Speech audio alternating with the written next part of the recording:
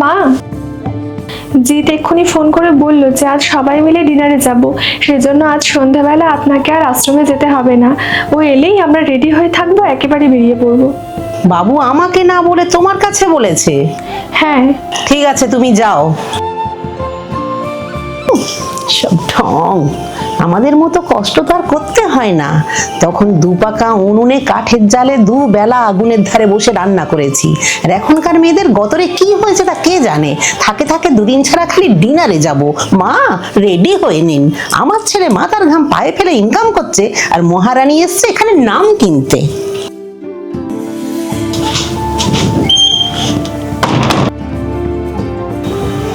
ও খোকা, এসে গেছিস? আয়। কি ব্যাপার মা, এখনো বসে উলবুঞ্চ তৈরি হওনি? কেন, কোথায় যাব? সে কি, দিয়া তোমাকে কিছু বলেনি? না না, সারাদিন তো একসাথেই বৌমার আমি আছি, কই কিছু বলেনি তো। দিয়া, চলো, আমার হয়ে গেছে। তোমাকে যে বলেছিলাম মাকে জানাওনি? কেন, আমি তো মাকে বলেছিলাম। আয় আয় আয়, একদম চুপ, একদম চুপ, কোনো কথা বলবে না। কি প্রমাণ করতে চাইছো আমি মিথ্যেবাদী? একেই তো ভুল করেছো, তার উপরে আবার স্বীকার না করে ওনাকে দোষ দিচ্ছ। বিশ্বাস করো, আমি একটু মিথ্যে বলিনি।